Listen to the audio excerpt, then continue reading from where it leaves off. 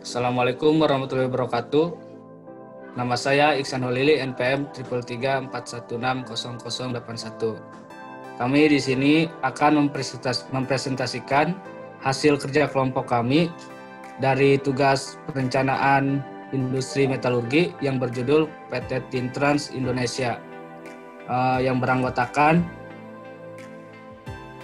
saya sendiri, Iksan Holili, Muhammad Irwansyah, Andika Yoga Pratama, Indria Syafitri, yang terakhir Deidra Betari Justicia. Outline-nya itu ada yang pertama introduction, yang kedua aspek pasar, yang ketiga spesifikasi produk, yang keempat diagram alir, yang kelima kesetimbangan material, yang keenam neraca energi, yang ketujuh layout. Lanjut ke introduction. Perusahaan PT Tintrans Indonesia atau TTI bergerak dalam bidang pertambangan yang utamanya dalam pertambangan timah. Next. Visi misinya itu menjadikan perusahaan pertambangan yang terkemuka di dunia yang terus bertransformasi dan inovatif sebagai penyokong pengolahan sumber daya bumi yang ramah lingkungan. Misinya menghasilkan timah terbaik secara efektif dan efisien, mengutamakan keselamatan kerja dan menciptakan lingkungan kerja yang nyaman dan sehat. Yang terakhir, membangun sumber daya manusia yang dapat bekerja secara tanggung dan unggul.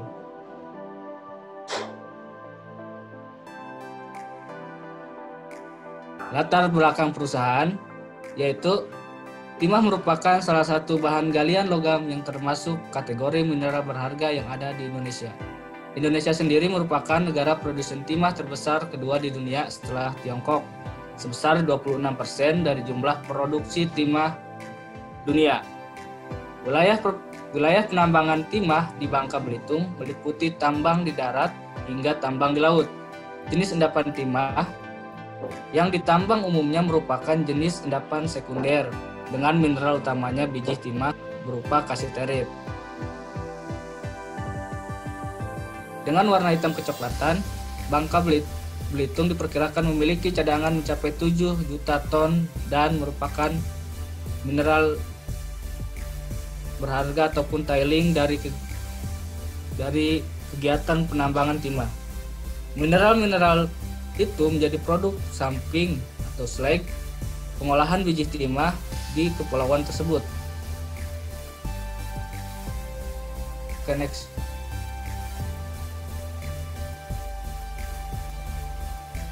Lanjut ke analisa SWOT. Yang pertama ada strength. Strength yaitu bahan baku mineral yang berlimpah. Yang kedua, meningkatkan ekonomi Indonesia melalui olahan timah. Yang kedua ada weakness. Yang pertama, penguasaan teknologi pengolahan timah yang kurang mencukupi. Yang kedua, mengolah gas buang yang diperlukan. Ongkos tambah. Yang ketiga, ada opportunity. Yang pertama, pertumbuhan ekonomi di Indonesia yang stabil. Yang kedua, SDM yang melimpah sehingga menjadikan peluang besar dalam pengolahan timah di Indonesia. Yang terakhir ada trade. Yang pertama, tingkat persaingan yang tinggi antara negara sebagai penghasil olahan timah yang semakin besar. Oke, selanjutnya akan dilanjutkan oleh rekan saya. Selanjutnya adalah aspek pasar, yaitu permintaan pasar dan peramalan pasar. Permintaan pasar. Permintaan pasar merupakan jumlah yang akan dibeli pada suatu wilayah, waktu, dan lingkungan tertentu. Pada tahun 2019, harga timah mencapai 18.569 US dollar per metric ton. Namun pada kuartal 1 2020, harga timah menurun hingga 16.753 US dollar. Hal ini terjadi karena dampak pandemi COVID-19.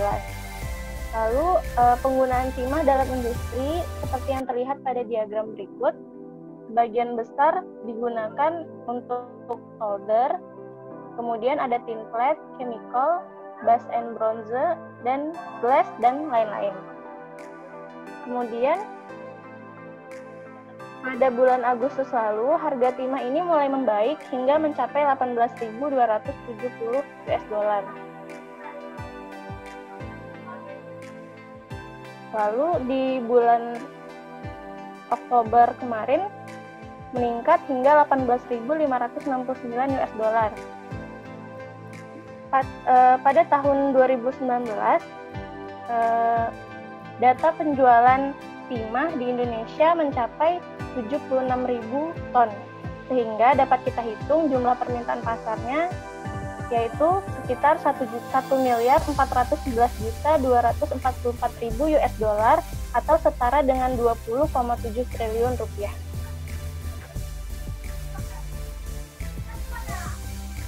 Kemudian peramalan pasar.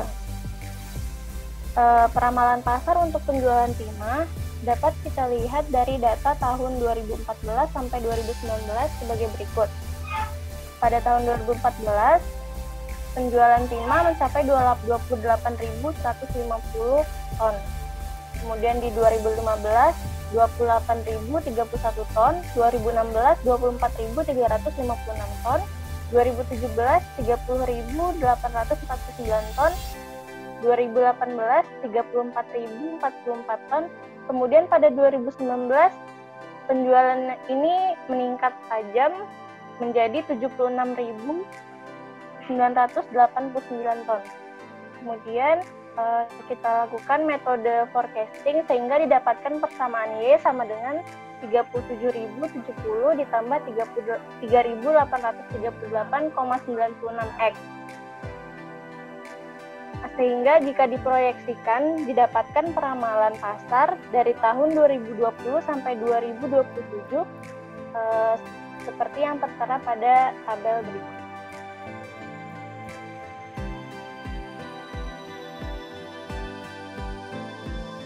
Kemudian peramalan pasar untuk harga jual rata-rata timah dapat kita proyeksikan dari data-data tahun sebelumnya, dari tahun 2014 sampai 2019, harga rata-rata timah seperti yang tertera pada tabel. Terakhir pada 2019 itu mencapai 18.569 US dollar. Kemudian dilakukan metode forecasting sehingga didapatkan persamaan Y sama dengan 19.247 dikurang 33X, sehingga dapat diproyeksikan harga jual timah dari tahun 2020 sampai 2027 adalah seperti yang tertera pada tabel.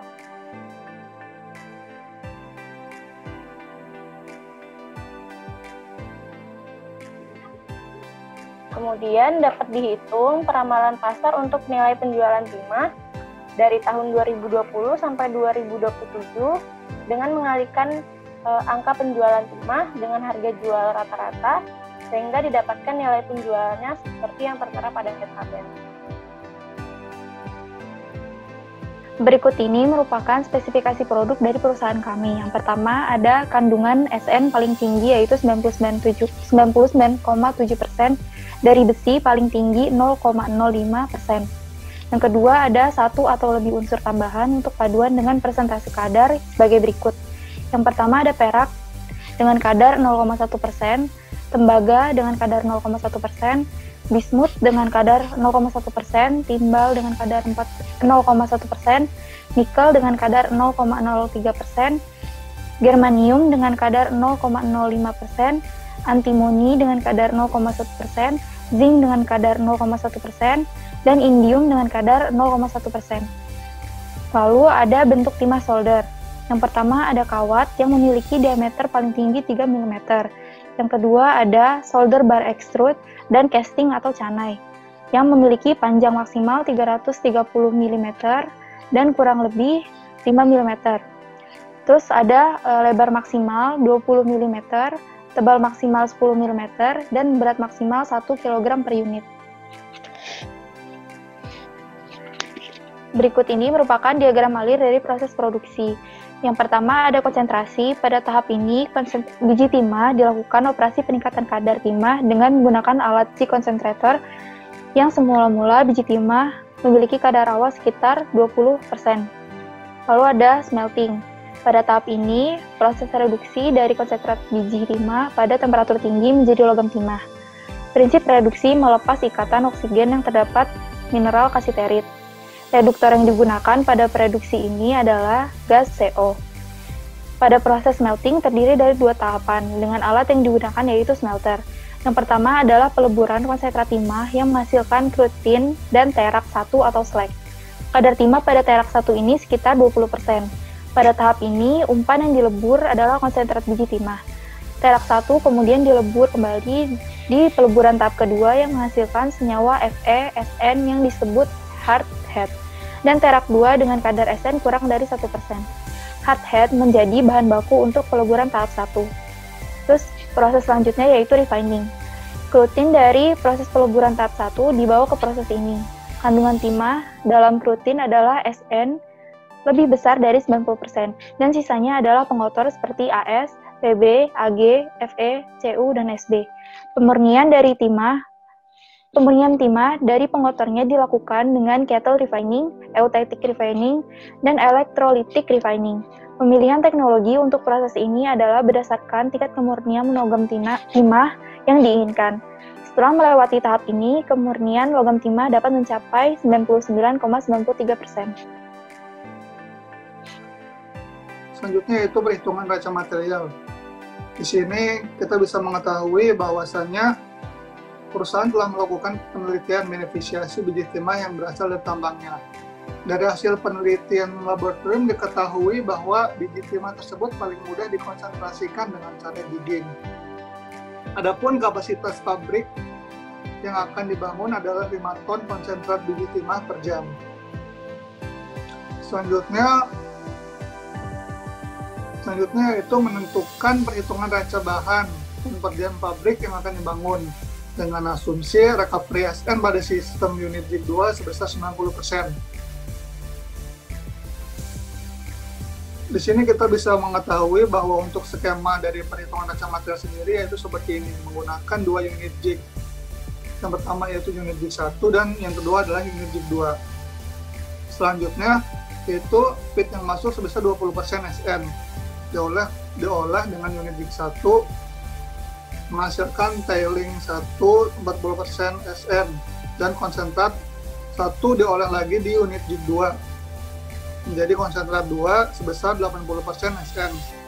Dan tailingnya sendiri dari unit jig 2 sendiri untuk T2 nya yaitu sebesar 18,5% Sn yang diolah lagi menuju unit jig 1 dan keluar lagi untuk tailingnya sebesar 20% Sn merupakan T1. Selanjutnya untuk baca bahan sendiri yaitu kita mencari feed-nya T1, C1 besar, C1 kecil, dan T2 Sn. Di sini kita mencari untuk T2 nya sendiri dengan menggunakan persen recovery, di mana persen recovery-nya yaitu rumusnya C besar C kecil per F besar F kecil dikali 100% sama dengan C besar dikali C kecil per C besar kali C kecil ditambah T besar kali T kecil dikali 100%. Sini kita akhirnya masukkan yang tadi sudah dijelaskan dari yang pertama itu, dari raca materialnya yang ini kita masukkan ke sini sehingga diperoleh T2 nya yaitu sebesar 2,40 ton per jam. Setelah itu kita mencari C1 di mana rumus C1 sama dengan F sama dengan C plus T. P sama dengan konsentrat plus tailing. Untuk C1 sendiri sama dengan C2 plus T2 di mana C2-nya tadi sebesar 5 ton per jam ditambah T2-nya tadi 2,40 ton per jam, yaitu 7,40 ton per jam. Selanjutnya mencari C1 kecil, di mana rumusnya itu C1 kecil sama dengan F besar dikali F sama dengan C besar dikali C kecil tambah T besar dikali T kecil. Sehingga akhirnya menentukan dapat hasil sebesar 60,05%. Selanjutnya yaitu untuk menentukan T1 dan F, yaitu untuk F sendiri sama dengan C2 plus T1. Lalu T1 sama dengan F dikurangin C2. F besar dikali F kecil sama dengan C2 dikali C2 kecil ditambah T1 besar dikali T1 kecil. Hingga diperoleh hasil yaitu untuk F-nya sendiri sebesar 23,75 ton per jam. Dan untuk T1-nya sendiri yaitu menggunakan rumus F dikurangin C2. Hasilnya 18,75 ton per jam. Next. Sini ketika semuanya sudah diketahui, barulah dimasukin ke neraca bahan. Neraca bahan yang aslinya, yaitu dapat dilihat seperti ini. Selanjutnya yaitu neraca air pada tiap ujung unit jig meter kubik per jam. Di sini rumusnya yaitu persen solid sama dengan massa padatan per massa padatan plus air dikali 100%. Dengan asumsi persen solid tiap sistem jig sebesar 20% dan persen solid konsentratnya sebesar 40%. Di sini ada dua unit, yaitu unit jig 1 dan unit jig 2. Di mana untuk kapasitas jignya untuk unit 1 yaitu sebesar 26,15 ton per jam dan untuk unit jig 2 yaitu sebesar 7,40 ton per jam. Membutuhkan air sebesar, dapat dilihat dari persamaan tadi, yaitu untuk unit jig 1 sebesar 104,6 dan F-nya sebesar 82,5. Dan untuk unit jig 2 sendiri yaitu sesuai dengan persamaan tadi diperoleh air yang dibutuhkan sebesar 29,6. Dan untuk air yang dikeluarkan untuk unit jig 1 yaitu sebesar 11,1 untuk C1 dan untuk T1-nya yaitu diperoleh 93,5 meter kubik per jam. Sedangkan untuk unit jig 2 yaitu diperoleh sebesar untuk C2-nya 7,5 meter kubik per jam dan T2-nya itu diperoleh air yang dikeluarkannya sebesar 22,1 meter kubik per jam. Untuk menentukan jumlah air yang ditambahkan ke dalam sistem yaitu jumlah air yang dibutuhkan pada proses unit jig 2 dikurangin air yang dihasilkan oleh konsentrat unit jig 1 memperoleh nilai sebesar 18,5 meter kubik per jam untuk jumlah air yang ditambahkan ke dalam sistem. Lanjut ke daya listrik yang dibutuhkan untuk menggerakkan jig 1 dan jig 2. Sebagaimana yang kita ketahui bahwa setiap pabrik industri itu membutuhkan sumber daya listrik, di mana sumber daya listrik yang dibutuhkan itu harus efisien, jadi tidak menghambur-hamburkan ongkos. Di sini saya akan menjelaskan sumber listrik yang dibutuhkan untuk perusahaan kami. Sumber listrik yang dibutuhkan dari neraca bahan yang sudah dihitung yaitu dari yang paling bagus dari jig 1 itu di urutan ketiga, yaitu dengan ukuran 18 inci dikali 22 inci dengan jumlah jig 4 buah didapat power atau daya listrik sebesar 16,8 HP dengan ongkos sebesar 100.000 US dollar. Pada jig 2 didapat hasil yang paling bagus, paling efisien, yaitu pada urutan ke-1 yaitu ukuran 10 inci dikali 12 inci dengan jumlah jig 4. Power yang dibutuhkannya atau sumber daya listrik yang dibutuhkannya yaitu 8,8 HP. dengan harga 40 dolar US dollar.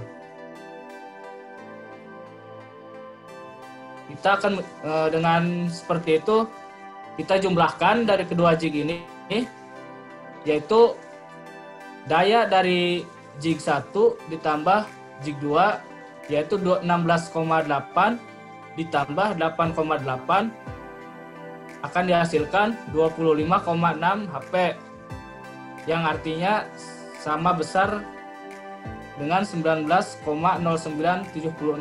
kW. Berikut ini merupakan referensi dari presentasi kelompok kami. Terima kasih, kurang lebihnya mohon maaf. Wassalamualaikum warahmatullahi wabarakatuh.